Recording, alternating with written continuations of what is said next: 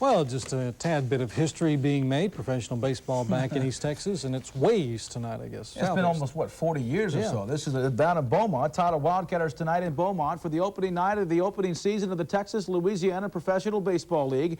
And we go straight down to Beaumont. Charlie Carfeld used to be with the Astros. Bill Stein used to be with a lot of teams, giving the lineups down there. And first pitch of the game, watch this. Oh, Ray Jackson hit by Robert Lopez and takes his base. WildCatters with pretty good defense early behind lefty Jeff Brown.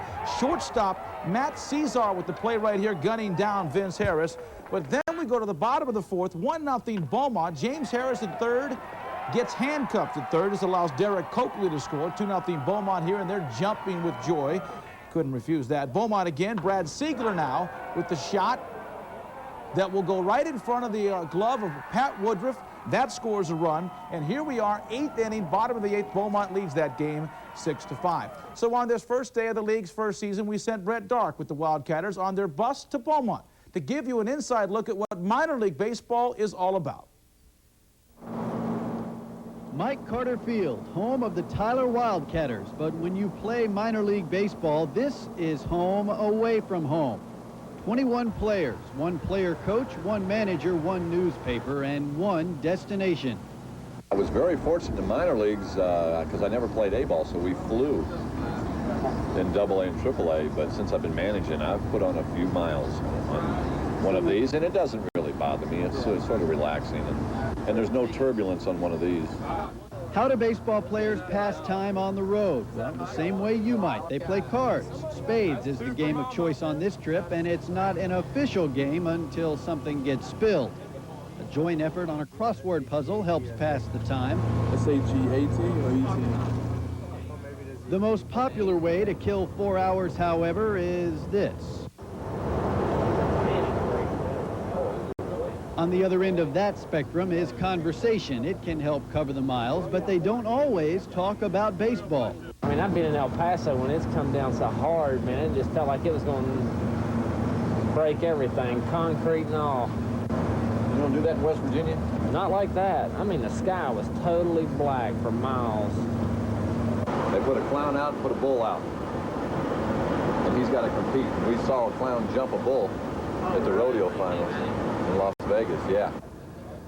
Eventually, however, the topic of discussion does return to the reason they're here. Guys, when the kids count, like they went 45, you know, stick around 45 or 50. Except maybe there was one in the South Atlantic League that nobody liked and nobody get along with. And then there was one in the Midwest League that I liked him, but he was a horrible umpire. The big wheels finally stop in Beaumont, Texas, a place the majority of these players have never even heard of, much less visited. But they're not here for a geography test, just to play baseball. The means to that end is sometimes grueling, sometimes monotonous, but to a man, they'll tell you it is worth it. On the road with the WildCatters, Brett Dark, East Texas Sports. Baseball returns to our region. And on their first night, we're finding out that the Tyler WildCatters have a lot of fight in them. Yeah, so if this is any indication, we're in for a pretty exciting season, guys. For the first time in over 4 decades, they're shouting, "Play ball," as the newest minor league baseball league debuts with Tyler visiting Beaumont. The Texas-Louisiana League is divided into 2 4-team divisions, and Tyler's trying to win its first road game against the Bullfrogs. The WildCatters started slowly. Beaumont's James Harris gets the first RBI of the new league with the hit there in the first. The WildCatters are really wild. Early mistakes cost them. Tyler's Dana Derrick can't make the catch out there in center field. It falls to the ground. That lets another frog hop home. And then a little later, Tyler catcher Pat Woodruff makes a bad throw to third base, and that brings home another Beaumont run. But a 3-run 7th pulls Tyler closer. It's now 6-5 Beaumont. They're playing in the 9th. The Tyler manager loves opening days and had this to say.